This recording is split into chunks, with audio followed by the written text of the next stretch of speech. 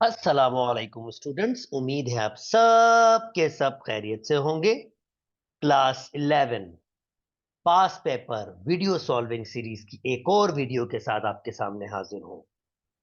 Last time हमने जो video पास paper solve किया था वो 2023 का एमसीक्यूज था।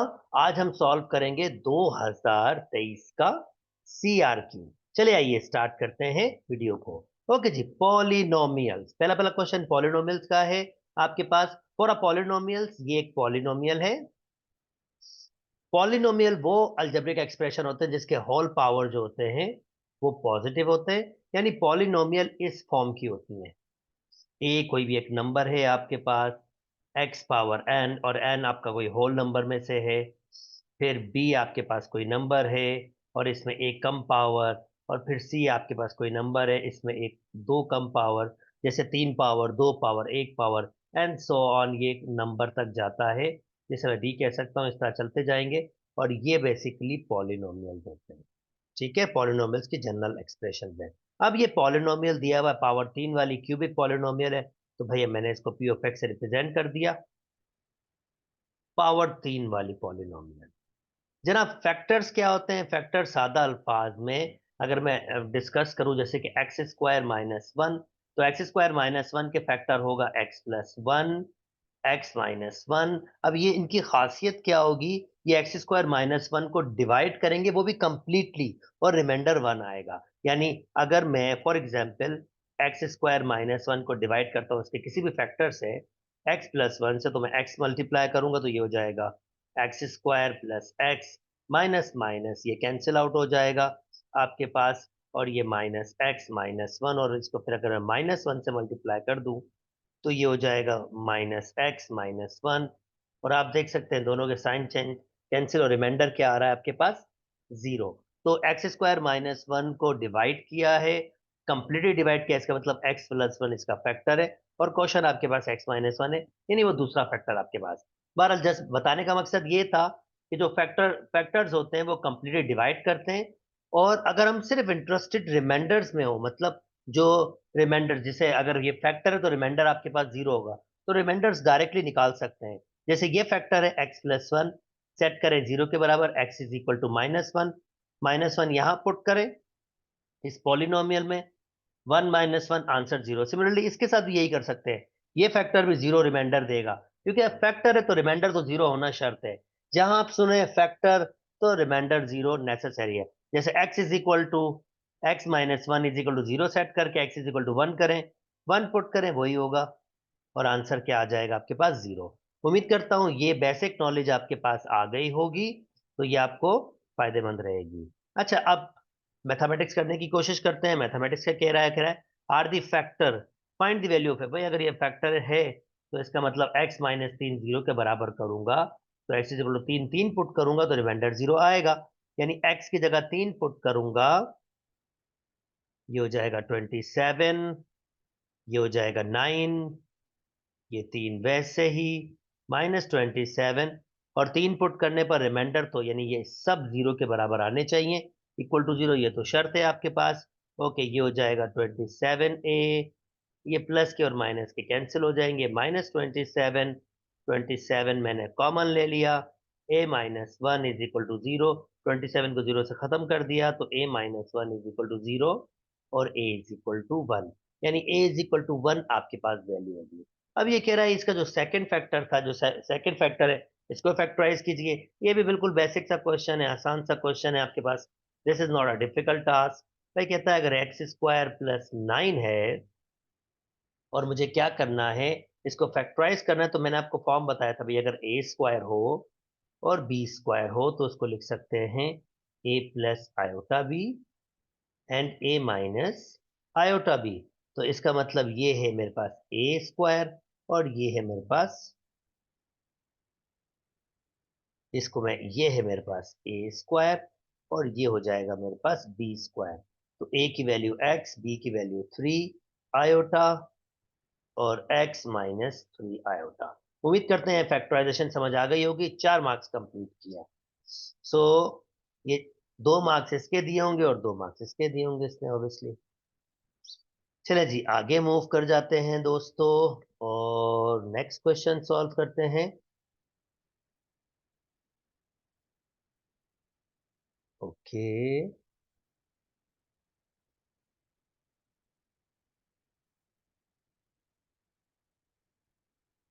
ओके भाई, अब नेक्स्ट क्वेश्चन आपके पास जो है वो है डिटर्मिनेंट का। कहता है अगर इस भाई साहब का डिटर्मिनेंट 0 के बराबर हो ना, तो मुझे बताइए कि मेरे पास ए की वैल्यू क्या आएगी। तो मैं कुछ प्रॉपर्टीज भी यूज करूंगा। पहले तो मैं इसको डिटर्मिनेंट के बराबर कर रहा हूँ। 0 -1 1 1 1 ए 2 2 1, और कह रहा है इसका डिटर्मिनेंट 0 के बराबर आ रहा है आपके पास। ठीक है, अगर मैं ये करूं कि कॉलम 1 में कॉलम 2 में कॉलम 1 को ऐड कर दूं, तो इससे फायदा होगा, ये 0 हो जाएगा। तो एक छोटी सी प्रॉपर्टी यूज कर रहा हूं, इसको मैंने वैसे ही रखा। कॉलम 2 में कॉलम 1 ऐड कर दिया, तो कॉलम 2 में कॉलम 3 ऐड कर दिया, सॉरी, कॉलम 2 में कॉलम 3 ऐड कर दिया, ये 0 हो जाएगा 1। इन दोनों को ऐड करेंगे तो ये 8 + 2 हो जाएगा। इन दोनों को ऐड करेंगे 3 हो जाएगा। और कॉलम 3 को मैंने ऐसे रखा, और ये ऑपरेशन क्या किया मैंने, कॉलम 2 में काम किया है और कॉलम 2 में ऐड किया है कॉलम 3 को, इक्वल टू 0। वैसे ही है, अब ये दो 0 बन गए, डिटरमिनेंट निकालना बहुत आसान हो जाएगा। यहाँ से जो दो 0 बन गए हैं, उसको अगर मैं लूंगा, जैसे फॉर एग्जाम्पल ये 0, तो इसकी रो कटती है, कॉलम कटता है, तो जो आएगा वो आपके पास आएगा A + 2 2 3 1। मगर 0 से मल्टीप्लाई करेगा तो ये वैसे ही खत्म हो जाएगा, तो इसको लिखने की जरूरत ही नहीं है। पहला प्लस होता है, दूसरा माइनस, तीसरा प्लस, तो खाली उसी से स्टार्ट करते हैं। इसकी रो काटते हैं, इसका कॉलम काटते हैं, तो क्या लिखा जाएगा, 1 A + 2 1 3, और ये इक्वल टू 0 है। 1 की अहमियत कुछ नहीं होती, तो इसको सिंप्लीफाई कर लेते हैं। फर्स्ट को लास्ट से मल्टीप्लाई करते हैं, हमेशा माइनस, सेकंड को थर्ड से, तो ये -A - 2 हो जाएगा। ओके, 3 में से 2 जाएंगे, एक बचेगा, ए उधर चला जाएगा, तो ए की वैल्यू आपके पास आ जाएगी 1। उम्मीद करता हूं दोस्तों आपको बात समझ आ गई होगी। चले जी, अब ये हमारे पास है, भाई कहता है ये 2 को m से मल्टीप्लाई करें तो आपके पास आंसर -8, और उसका डिटर्मिनेंट लें तो आंसर आप -8 शो करके दिखाएं। तो शॉर्ट से शॉर्ट हम इसको करने की कोशिश करते हैं। जितना शॉर्ट हो जाएगा उतना जरा आसान हो जाएगा। तो दो 0 वैसे ऑलरेडी दिए हुए, शॉर्ट भी क्या करना है, दो 0 एक कॉलम में दिए हुए, तो वहां से चला लेते हैं। इससे बेस्ट कुछ होना ही नहीं है। अगर मैं कैंसिल भी करूं, जैसे ये 0 एक बन सकता है, पर वो फिर वो 0, बल्कि बेहतर ये है कि मैं डिटरमिनेंट की प्रॉपर्टी क्यों यूज करूं, इसको डायरेक्टली कर लेता हूं। कैसे करूंगा दोस्तों, सबसे पहले मैं क्या करूंगा, m की वैल्यू, m का डिटरमिनेंट निकाल लूंगा। एक छोटी सी प्रॉपर्टी है आपके पास, जैसे ये 2m, प्रॉपर्टी इसलिए यूज कर रहा हूं, मैं चाह रहा हूं थोड़ा डिफरेंट तरीके से आपके पास अंडरस्टैंडिंग हो। ठीक है, 2 से मल्टीप्लाई कर डिटरमिनेंट निकालें, वो तो हर कोई कर लेता है। प्रॉपर्टी यूज करेंगे तो फायदा होगा, क्योंकि ये 3/3 आपके पास मैट्रिक्स है, तो 2 क्या होगा, सबसे मल्टीप्लाई होगा। और डिटर्मिनेंट में क्या होता है, आप किसी भी रो या कॉलम से किसी भी एक रो या किसी भी एक कॉलम से पूरा कॉमन ले सकते हैं, सबसे नहीं। तो जब ये दो सबके पास मल्टीप्लाई होगा, तो सब पे पास कॉमन होगा, ये सबके पास कॉमन होगा। तो ये सबके पास कॉमन होगा, तो मैं 3 दफा 2 को कॉमन ले सकता हूं। यानी ये बराबर हो सकता है 2 × 2 × 2 टाइम्स डिटर्मिनेंट ऑफ m। यानी अगर मैं इसको ऐसे कहूं, 2m, ये बराबर हो सकता है 8 टाइम्स m के, और ये भी हमें क्या कह रहा है, ये कह रहा है -8 के बराबर करना है। तो सिंपल हम क्या करेंगे, खाली m का डिटर्मिनेंट निकालेंगे और उसको 8 से मल्टीप्लाई करेंगे, और शो कर देंगे ये -8 के बराबर है। तो मैं m का डिटर्मिनेंट निकाल रहा हूँ, और वो भी यहाँ से निकालो। ये 0 है, ये खत्म हो गया। प्लस, पहला प्लस होता है, दूसरा माइनस होता है, तीसरा प्लस, चौथा माइनस, तो ये -1 आएगा। इसकी रो काटूंगा, इसका कॉलम काटूंगा, इसकी रो इसका कॉलम, क्योंकि इसको तो लिखूंगा नीचे नीचे आया हूं, अब मैं कॉलम से बना रहा हूँ आपके पास। ठीक है, तो मैं कॉलम से बना रहा हूँ, कॉलम की अंडरस्टैंडिंग भी आपके पास होनी चाहिए। ये मैंने रो काट दी कॉलम, तो जो मेरे पास बच रहा है वो क्या बच रहा है, वो बच रहा है 2 -1, और ये 1 0, और नीचे भी 0, तो मैंने उसको भी इग्नोर कर दिया है। खाली मैं इसको सॉल्व करूंगा तो मेरे पास m डिटरमिनेंट का आंसर आ जाएगा -1। ये 0 हो जाएगा, और बीच में माइनस होता है, माइनस फार्मूले का होता है और ये -1, तो फाइनली ये +1 और फिर भी आंसर हमारे पास क्या आएगा, 1 ही आएगा। ये +1 -1 ही आएगा। चले जी, m की वैल्यू -1 आ गई, और अगर मैं -1 यहाँ पुट करता हूँ तो आप देख सकते हैं मेरा बराबर आ रहा है, यानी -8 is equal to 8। Property use करके मैंने किया, आप चाहें तो 2 से मल्टीप्लाई कर डिविडेंड निकाल सकते हैं, आपकी मर्जी, जो आपको सुटेबल लगे। पर प्रॉपर्टी यूज करने से नॉलेज डेवलप होती है, और नॉलेज डेवलप होती है वो आपको फायदा ही दे। ओके जी, नेक्स्ट मूव कर जाते हैं। कहता है if first second third term of arithmetic progression is this one, find 10 term। अब अर्थमेटिक प्रोग्रेशन मैंने वीडियोस ऑलरेडी रखी हुई हैं दोस्तों, आप चाहें तो वो क्लास 11 मैथमेटिक्स वीडियो सीरीज देख सकते हैं, जिसमें मैंने हर चैप्टर को तफसील से डेरिवेशंस भी किए हैं और उनके क्वेश्चंस भी सॉल्व किए हैं। यहाँ मैं पास पेपर सॉल्व कर रहा हूँ, तो यहाँ मैं रिस्ट्रिक्ट रहूंगा कि मैं पास पेपर के हिसाब से लर्निंग करूँ, और मैं अज्यूम करूंगा कि आपके पास चीजें, थोड़ी बहुत नॉलेज आपके पास मौजूद है, और फिर भी मैं एक्सप्लेन करने की कोशिश करूंगा हर चीज को। First second third term of arithmetic, पहले टर्म को हम 7 कहते हैं, यानी 7, 12, 17। पहली टर्म आपके पास ए होती है। डी कैसे मिलता है आपको, डी मिलता है अगर सेकंड टर्म में से फर्स्ट टर्म को माइनस कर दें, तो जनाब ये हो जाएगा आपके पास 3 और 2 5।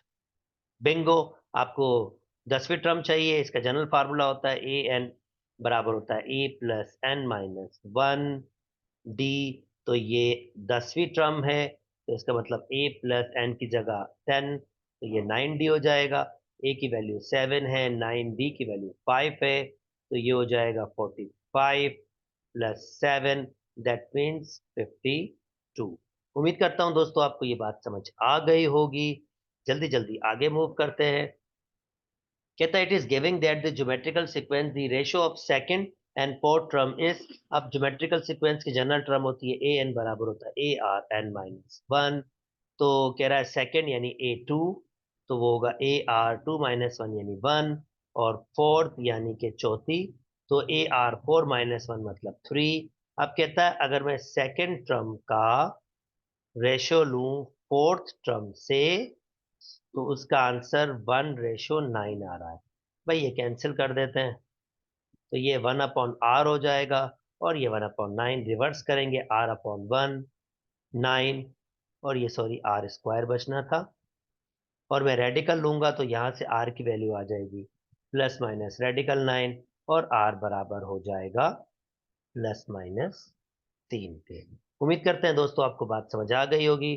चलिए जी, जल्दी जल्दी आगे मूव कर जाते हैं। ओके, चले दोस्तों, एक और चीज आपके पास आई है जो basically sum of natural number, sum of square of natural number और sum of cube of natural number के एसोलोस में से है। यानी सिंपल सिंपल उसके फार्मूलाज मैं आपको बताता हूँ। अगर sum of summation k is equal to 1 to n के हो, यानी कि 1 प्लस अर्थमेटिक नेचुरल नंबर का सम हो के टाइम्स, तो उसका जो फार्मूला आपके पास दिया हुआ, पीछे ऑलरेडी दिया हुआ होगा, वो बराबर होता है n+1/2। और एक और चीज भी, अगर आपके पास 1n टाइम्स तक ऐड हो रहा हो, ये n टाइम्स तक है, तो जो इसका आपके पास होगा summation k is equal to 1 to n, यानी ये वन वन टाइम्स तक ऐड हुआ तो उसकी जनरल टर्म 1 ही होगी,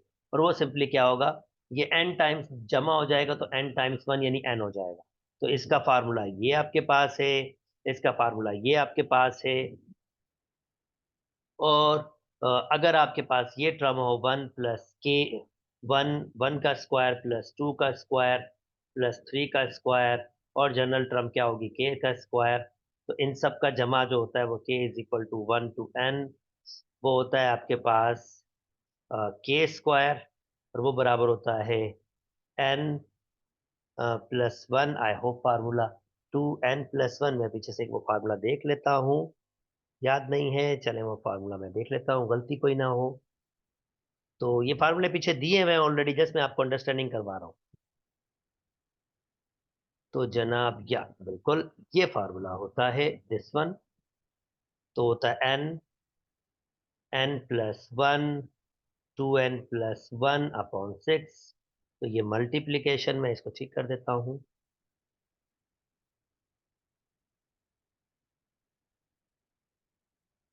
और जो 3 टर्म वाला होता है यानी ये वाला 1 का क्यूब प्लस 2 का क्यूब 3 का क्यूब एन के का क्यूब, तो इन सब का जमा जो होता है वो k is equal to 1 to n, इसकी जनरल टर्म k क्यूब होगी, तो वो बराबर आपके पास होगा n plus 1 upon 2 whole square.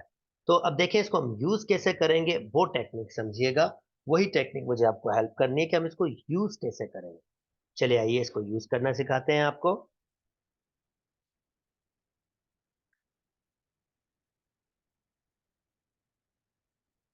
Okay, सबसे पहले मुझे शो करना है, ये शो करना है कि ये वाला भाई साहब जो है ना, ये एक्चुअली इसके बराबर है। चले दिखा देते हैं। मैंने लिखा एस एन, मैंने क्या किया, समीशन दोनों साइड पर मल्टीप्लाई करो, k is equal to 1 to n, मैंने के स्क्वायर की वैल्यू बना ली, और summation k is equal to 1 to n, k की वैल्यू बना ली। के स्क्वायर की वैल्यू अभी हम लिख के आए, ये बराबर होता है n plus 1 to n plus 1 upon 6, और इसकी वैल्यू मैंने ऑलरेडी बताई, ये सिंपली एन होता है। एन, दोनों में से एन कॉमन ले लिया, और मैंने फिर एलसीएम भी ले लिया, एलसीएम 6 होगा, तो ये बचेगा n plus 1 to n plus 1, और 6, क्योंकि मैंने एन कॉमन ले लिया तो ये 1 होगा, तो ये 6 से मल्टीप्लाई हो जाएगा क्योंकि एलसीएम इसके बाद चला जाएगा, तो ये हो जाएगा एन अपॉन 2, एन अपॉन 6, ये 6 बाहर आ जाएगा, और जस्ट मैं अंदर सिंप्लीफाई करूंगा तो हो जाएगा 2n स्क्वायर प्लस के n प्लस के 2n प्लस के 1 माइनस 6, ये डिवाइड में मैंने ऑलरेडी लिख दिया है। और अगर मैं इसको सिंप्लीफाई करूंगा तो ये हो जाएगा n upon 6, 2n square plus के 3n, और ये 1, और माइनस 6, तो ये -5, और देख सकते हैं मैंने आपको ऊपर दिया कि आंसर है ये इसी के बराबर आ रहा है। उम्मीद करते हैं दोस्तों आपको बात समझ आ गई होगी, बिल्कुल बेसिक सा क्वेश्चन था। चलें जी, अब आपके पास दोस्तों नेक्स्ट है परमुटेशन कॉम्बिनेशन प्रोबेबिलिटी का चैप्टर है, बिल्कुल बेसिक बेसिक से क्वेश्चन दिए हुए हैं इन्होंने, हम इसको सॉल्व करते हैं। On the sport day 32 students compete in a race. The top three runners receive gold, silver, and bronze medal respectively. Find the number of possibilities of attending the top position if, अब यहाँ पर दो condition दी हुई हैं कि भाई जब all students, सारे के सारे स्टूडेंट्स आपके पास मौजूद होंगे, तो भाई अब तीन पोजीशंस हैं, ये तीन पोजीशंस हैं। अगर सारे के सारे मौजूद होंगे तो 32 में से किसी भी एक को मिल जाएगी। फिर अगर एक को मिल गया है आपके पास गोल्ड, तो 31 में से किसी भी एक को सिल्वर मिल जाएगा, और 30 में से किसी भी एक को आपको क्या मिल जाएगा, ब्रॉन्ज मिल जाएगा। तो इन सब की मल्टीप्लिकेशन आपके पास क्या होगा, इसकी परमुटेशन, परमुटेशन होगी। ये बेसिकली परमुटेशन का क्वेश्चन है जिसको मैंने ऐसे लिखा है। आप चाहे तो इसको ऐसे भी लिख सकते हैं, 32 परमुटेशन तीन थे, ये इस तरह से भी इसको भी सॉल्व करेंगे तब भी आंसर यही आएगा। अच्छा जी, अब वो कह रहा है इसका सेकंड पार्ट ये कह रहा है कि भाई 2 student are absent on spot day, तो दो कम कर दो। अब आपके पास 30 से स्टार्ट होगा डेटा, 30, 29, 28, तो ये इसको मल्टीप्लाई कर लेते हैं, यानी ये हो जाएगा 20, ये हो जाएगा 30 मल्टीप्लाई बाय 29 मल्टीप्लाई बाय 28, तो 24360, जिसको आप 30 परमुटेशन 3 भी लिख सकते हैं, ठीक है, क्योंकि तीन बंदे आप चले गए थे आपके पास, ठीक है, दो बंदे आपके पास चले गए थे, ठीक है, तो 32 में से 30 हो गया। चले जी आगे मूव कर जाते हैं, ये हमने कंप्लीट किया। नेक्स्ट आपके पास क्या कह रहा है, नेक्स्ट आपके पास ये कह रहा है कि there were 47 pupils at our annual dinner in a company. Each of them shook hand with everyone else. मतलब ताली मारना जिसे हम कहते हैं। Find the total number of shake hands, यानी ताली कितनों ने हाथ मिलाया, ये आपके पास ये कह रहा है। और 47 बंदे टोटल आपके पास है। ये सिंपल सा प्रॉब्लम आपके पास चॉइस का है, मतलब 47 बंदे चॉइस करेंगे एक दूसरे से हाथ मिलाने के लिए। तो भाई 47 बंदे होंगे और 2 बंदे बेसिकली यूज हो रहे होंगे हाथ मिलाने के लिए। तो अगर मैं इसका आंसर निकाल लूं डायरेक्ट, तो मैं कहूंगा 47 परमुटेशन 2, तो मेरे पास आंसर जो आ रहा है वो आ रहा है 1081। 1081 जो है हैंडशेड आपके पास हुए होंगे। 1081 आपके पास हैंडशेड पॉसिबल वहां पर हो सकेंगे। अच्छा जी, ज्यादा नंबर है, ऑब्वियसली ज्यादा नंबर। If a wall clock giving as a gift randomly of 5 different people at a dinner, यानी 47 लोगों में से एक और एक्टिविटी कर रहा है, 5 डिफरेंट लोगों को वो क्या दे रहा है, वो आपके पास वॉल क्लॉक गिफ्ट कर रहा है। तो कह रहा है हाउ मेनी वेज से वो वॉल क्लॉक कितने लोगों को वो तकसीम कर सकता है। भाई 47 बंदे हैं और अब की बार 5 बंदों को चूज करेगा वॉल क्लॉक के लिए। तो मैं कहूंगा अगर मैं इसको 47 कॉम्बिनेशन 5 करूँ तो उसका आंसर आ रहा है 15333939, और ये आपका आंसर होगा। उम्मीद करते हैं दोस्तों आपको ये बात समझ आ गई होगी। चले जी नेक्स्ट में मूव कर जाते हैं। ओके जनाब, मैथमेटिकल इंडक्शन आपके पास अब स्टार्ट हो रहा है। ट्राई माई लेवल बेस्ट कि आपको मैथमेटिकल इंडक्शन के बारे में प्रॉपरली अंडरस्टैंडिंग करवा सकूं, ताकि आपको एक आइडिया आए कि इंडक्शन बेसिकली होती क्या है। इंडक्शन बेसिकली 3 स्टेप्स हैं किसी एक स्टेटमेंट को वेरीफाई करने के लिए। फॉर एग्जाम्पल मैं आपको इसको ऐसे एग्जाम्पल देता हूं कि फर्ज करते हैं मैंने 1 + 2 + 3 को ऐड किया है और आंसर 6 आया है। 1 + 2 + 3 को ऐड किया और आंसर 6 आया है। तो मैं इसी पैटर्न को फॉलो करना चाहता हूँ और मैं देखना चाहता हूँ कि अगर मैं अगली टर्म ऐड करूं तो वो इस पैटर्न को फॉलो करेगा। यानी मैं इसको ऐसे एक्सप्लेन करता हूँ, ये अर्थमेटिक सीक्वेंस है आपके पास, फॉर एग्जांपल अर्थमेटिक सीक्वेंस है। तो मैं इसका जनरल टर्म वाला फार्मूला बना सकता हूँ। अगर मैं इसका जनरल टर्म का फार्मूला एडिशन का बनाऊं, तो आप एडिशन का फार्मूला देख सकते, इसकी जनरल टर्म क्या होगी, an = k होगा।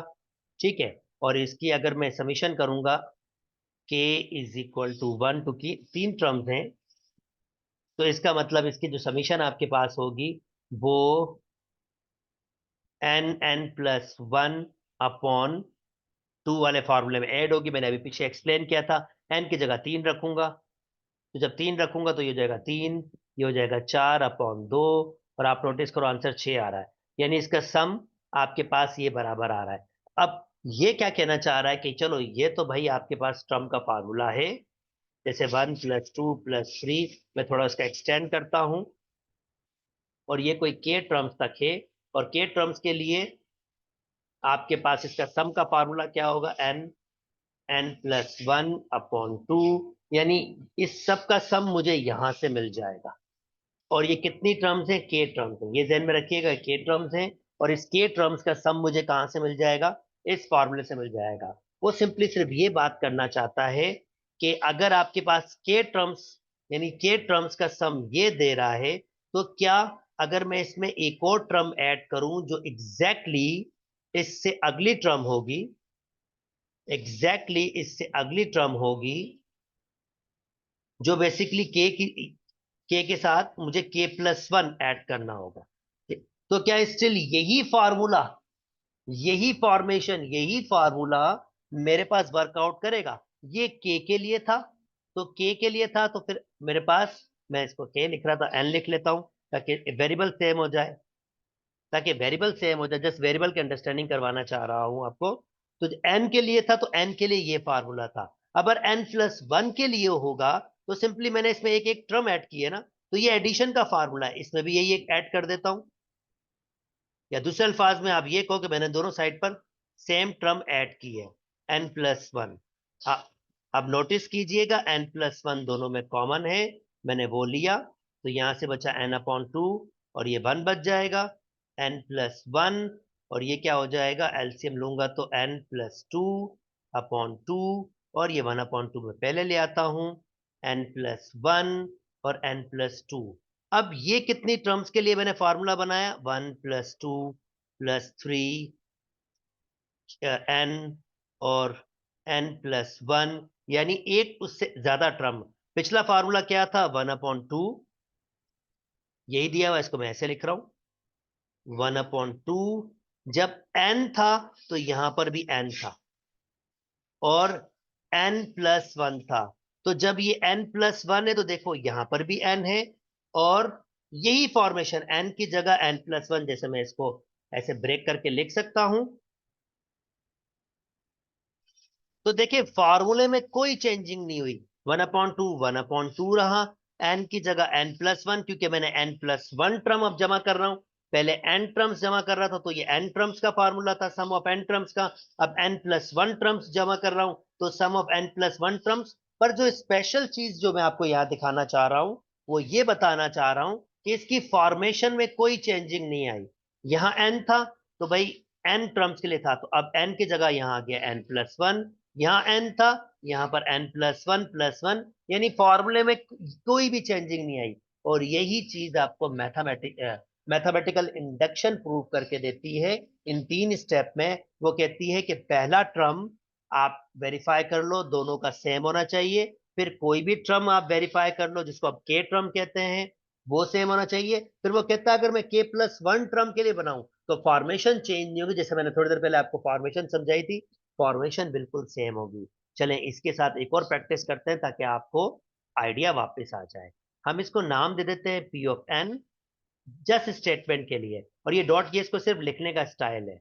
तो वो क्या है आपके पास, 1+4+7, और ये इसकी nth टर्म दी हुई है।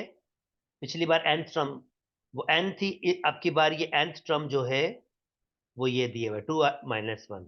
अच्छा जी, किसके बराबर है, और ये सम ऑफ nth टर्म, यानी वो जो हमने इन सब टर्म्स को जमा किया ना, ये आपके पास Sn दिया हुआ है, सम ऑफ n टर्म। और ये कितना दिया हुआ है आपके पास, n3n-1/2। अच्छा भाई, मुझे वेरीफाई करना है कि ये स्टेटमेंट सही है। ये इसी का ही ये इसी का ही n टर्म का फार्मूला दिया हुआ है, और ये स्टेटमेंट बिल्कुल सही है। तो वेरीफाई करना स्टार्ट करते हैं। मैं पहले कहूंगा n=1, तो जो मेरी कंपोजिशन है मैंने उसमें n की जगह 1 पुट किया। n की जगह 1 पुट करने का मतलब पहली टर्म का जमा, क्योंकि मैं जमा कर रहा हूं ना, तो मैं जमा के हिसाब से कह रहा हूं, पहली टर्म का जमा सिंपली फर्स्ट 1 ही होगा।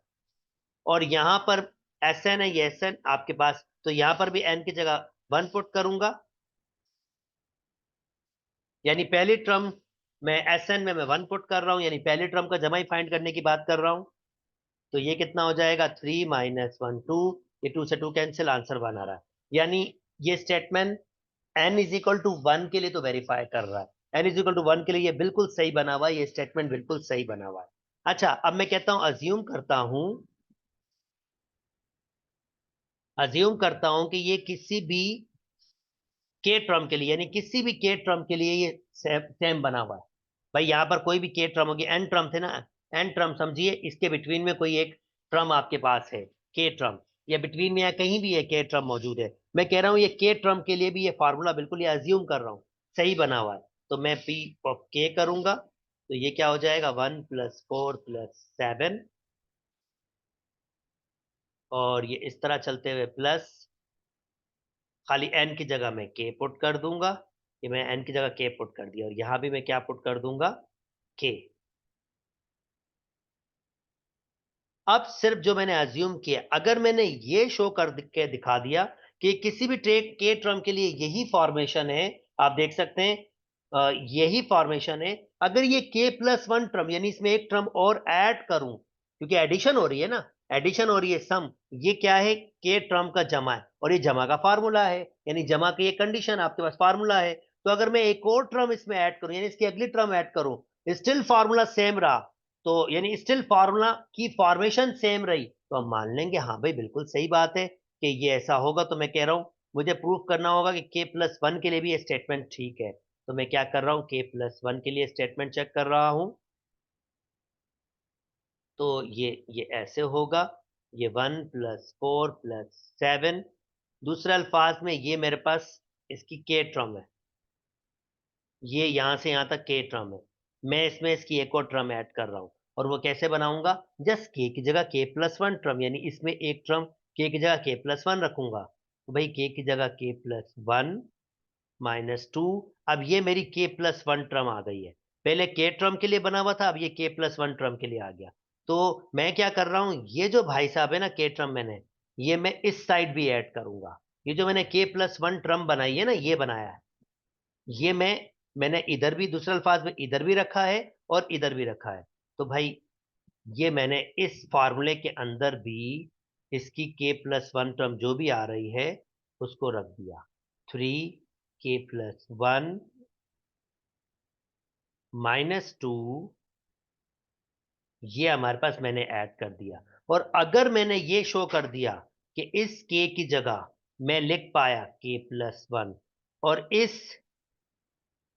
इस थ्री, ये थ्री आपके पास वैसे ये मैंने ब्रैकेट बनाई, थ्री आपके पास है, इस के की जगह अगर मैं लिख पाया के प्लस वन बना पाया माइनस वन, और नीचे क्या है आपके पास टू, यानी अगर मैंने इसको सिंप्लीफाई करके ये बना लिया, तो बेसिकली मैंने क्या बना लिया, मैंने के प्लस वन टर्म के लिए फॉर्मूला बना लिया, मगर सेम फॉर्मेशन में, यानी सिर्फ के की जगह क्या लिखा जाएगा, के प्लस वन। अब मुझे यही करना है, अगर मैंने इसको ये बना लिया ना, तो मैं मान लूंगा कि हाँ भाई फॉर्मेशन सेम है, स्टेटमेंट ट्रू होगा किसी भी वैल्यू के लिए। चले जी स्टार्ट करता हूं उसको वर्किंग करना।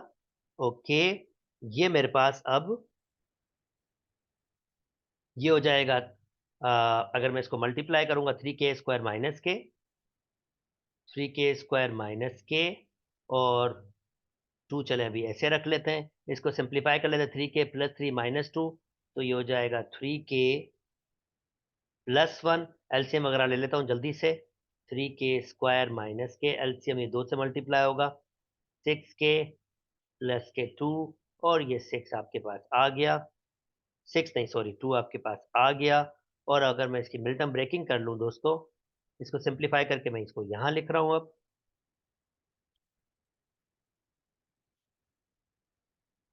यहाँ लिख रहा हूँ, तो ये हो जाएगा हमारे पास थ्री के स्क्वायर, आप अज्यूम करेंगे इक्वल टू साइन चल रहा है और मैं लिख रहा हूँ खाली, ठीक है, खाली मैं इस चीज को ये बनाने आपको दिखा रहा हूँ, थ्री के स्क्वायर माइनस माइनस के फाइव के, तो ये प्लस का फाइव के हो जाएगा, और प्लस के टू डिवाइड में टू है, जल्दी से मिल्टन ब्रेकिंग कर लेता हूँ, थ्री टू ज़ा सिक्स, तो भाई मिल्टन ब्रेकिंग आएगी थ्री और टू ही आएगा,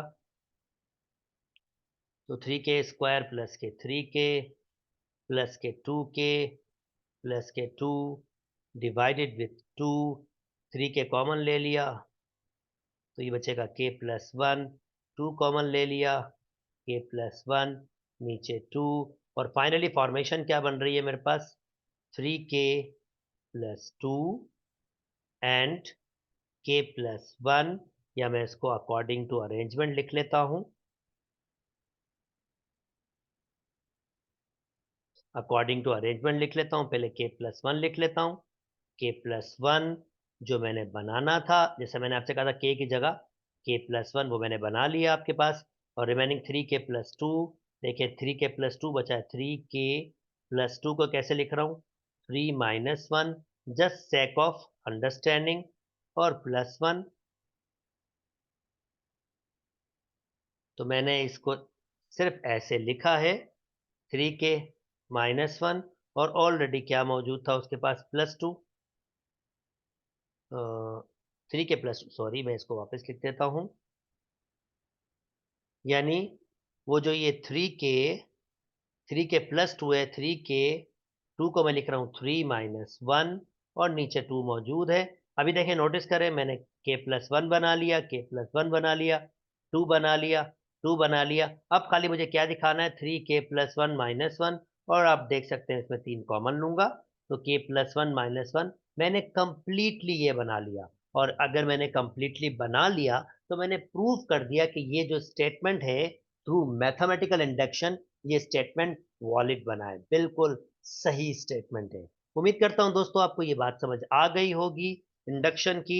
चलिए आइए नेक्स्ट क्वेश्चन पे चलते हैं, one plus one upon three, भाई इसको शो करना है कि ये जो है ना कन्वर्जन है, अब ये इनफाइनाइट ज्योमेट्रिकल सीक्वेंस है, एस ऑफ इन्फिनिटी बराबर होता है ए अपॉन 1 माइनस आर, जो आर की वैल्यू है वो सेकंड को फर्स्ट से डिवाइड करके मिलती है, तो जनाब आर की वैल्यू यहाँ 1/3 डिवाइड बाय 1 यानी 1/3 है, बिल्कुल सादा सा है।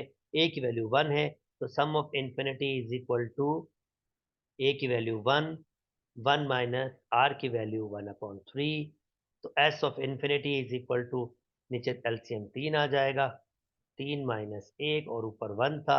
अब s of infinity is equal to 1, 2/3, और ये रिवर्स हो जाएगा, ये हो जाएगा 3/2, यानी ये नंबर जो जा रहा होगा ये 1.5 पे जा रहा है, बिल्कुल कन्वर्ज है। एक नंबर एक ना आंसर आ रहा है, एक नंबर आ रहा है, तो हमने ये शो कर दिया ये कन्वर्ज है। उम्मीद करता हूं दोस्तों आपको बात समझ आ गई होगी। नेक्स्ट,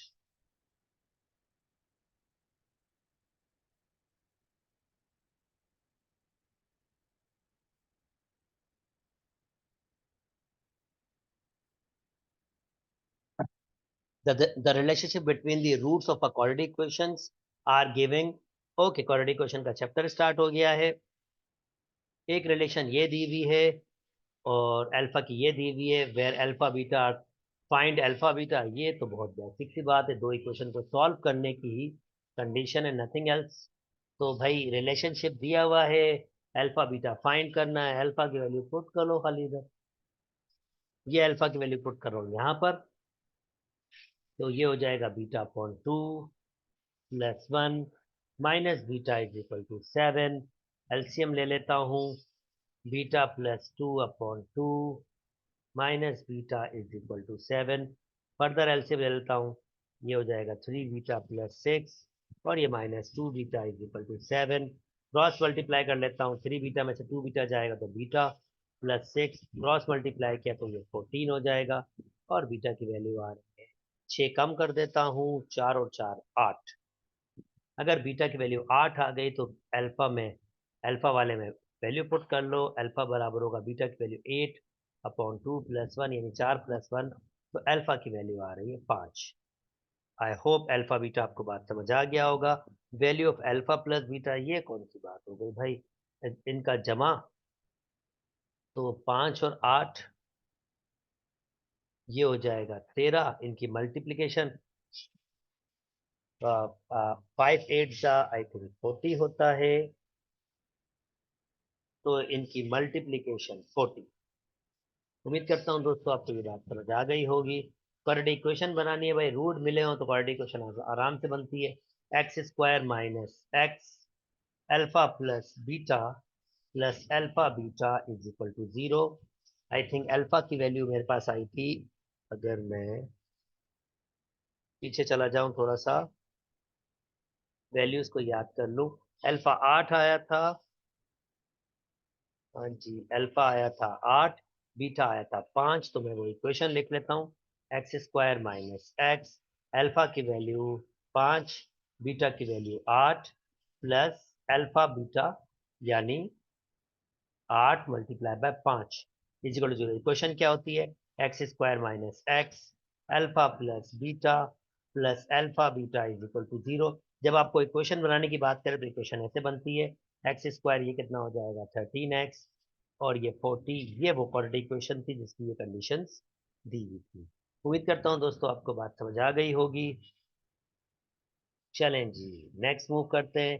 अगेन क्यूब रूट निकालना है आपके पास, find the cube root of 64। इस कॉन्सेप्ट क्या है, यानी ये कह रहा है अगर एक्स क्यूब आपके पास -64 दे दूं, तो ऐसे 3x की वैल्यू बताओ जिसका आंसर आपके पास -64 आएगा।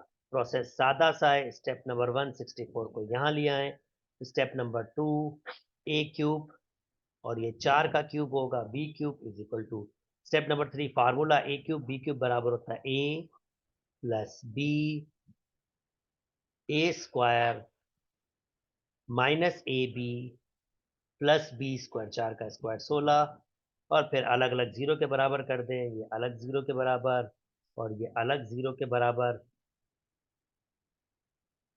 इसका एक आंसर आ रहा है -4, और दूसरा आंसर यहाँ क्वाड्रेटिक फार्मूले से यूज होगा, x is equal to, quadratic formula होता है -b minus b plus minus radical minus b का स्क्वायर। जनाब ये ए की वैल्यू, ये बी की वैल्यू, सी की वैल्यू, माइनस बी का स्क्वायर माइनस 4, ए की वैल्यू 1, सी की वैल्यू 16 अपॉन 2, ए की वैल्यू 1, तो minus minus plus x is equal to, ये हो जाएगा आपके पास 4 प्लस माइनस, तो ये हो जाएगा 16 माइनस के 48 2, और x बराबर हो जाएगा 4 प्लस माइनस 48 में 16 जाएंगे तो 32, 32 को लिखा जा सकता है -32, और 32 को लिखा जा सकता है 16 मल्टीप्लाई बाय 3, 16 16 मल्टीप्लाई बाय 2, तो 16 का 4 आ जाएगा, 2 अंदर और माइनस आयोटा की शक्ल में आ जाएगा, और ये आपके पास 3 इसके क्यूब रूट के आंसर आ गए। उम्मीद करता हूं दोस्तों आपको बात समझ आ गई होगी। चलें, नेक्स्ट आपके पास कहता है if alpha beta are the roots of the quadratic equation, find the quadratic equation whose roots are alpha square beta square. थोड़ी देर पहले आपको बताया था अगर रूट्स गिविंग हो तो इक्वेशन कैसे बनती है, माइनस एक्स, पहला रूट दिया हुआ है अल्फा स्क्वायर, दूसरा रूट दिया हुआ है बीटा स्क्वायर, और फिर अल्फा स्क्वायर और बीटा स्क्वायर। मैंने खाली वो जो ऊपर इक्वेशन दी थी उसमें अल्फा और बीटा की वैल्यूज पुट कर दिए। अब इसको भी जरा लिख लेते हैं, एक्स स्क्वायर, जनाब alpha square plus beta square बराबर होगा alpha plus beta whole square minus 4 alpha beta के। यानी मैं सादा अल्फाज में सिर्फ आपसे ये कह रहा हूं कि आप जब alpha plus beta whole square को ओपन करेंगे और माइनस के 4 अल्फा बीटा से निकाल देंगे ना, तो माइनस के 4 है, अगर मैं इसको देख लूं ये होगा प्लस के 2, तो वो माइनस के 2 हो जाएगा। नो नो नो नो, ये नहीं, इसमें सिंपली माइनस के 2 अल्फा बीटा है। यानी यार इसको सिंप्लीफाई करेंगे तो answer alpha square plus beta square आएगा। ये फार्मूला कैसे है, alpha plus beta whole square minus 2 alpha beta. खाली अल्फा प्लस बीटा का फार्मूला ओपन कर लो, alpha square plus 2 alpha beta plus beta whole square और माइनस 2 अल्फा बीटा, वो कैंसिल आउट हो जाएगा। तो आप देख सकते हैं alpha square plus beta square ही आ जाएगा। पर क्वेश्चन है कि मैंने इसको इसमें लिखा क्यों, थोड़ी देर में आंसर देते हैं इसका भी। ओके, अल्फा बीटा इसको मैंने एक साथ होल स्क्वायर में रख लिया। अब देखें इसमें को मैंने ऐसे लिखा क्यों है, दरअसल मेरे पास sum of root and product of root की वैल्यूज यहां से आएंगी। सम ऑफ रूट जो अल्फा प्लस बीटा के फॉर्म में होता है minus b upon a, b की वैल्यू 3 है और ए की वैल्यू 1, ये 1 है, तो अल्फा प्लस बीटा आपके पास बराबर हो जाएगा -3/1, और अल्फा बीटा बराबर होता है c/a, सी की वैल्यू 5 है और a की वैल्यू 1, तो अल्फा बीटा मेरे पास 5/1 यानी कि 5, और ये -3। तो मेरे पास अल्फा प्लस बीटा और अल्फा बीटा था, alpha square plus beta square नहीं था, तो मुझे इसको कन्वर्ट करना था अल्फा प्लस बीटा में और अल्फा बीटा में। अब देखें वैल्यूज मिल गई है सारी, piece of cake. Alpha plus beta किसके बराबर है, -3, ठीक है भाई, -3 होल स्क्वायर, -2 अल्फा बीटा किसके बराबर है, 5, ठीक है भाई 5, और ये भी 5 का स्क्वायर। अब सिंप्लीफाई करूंगा इक्वेशन बन जाएगी,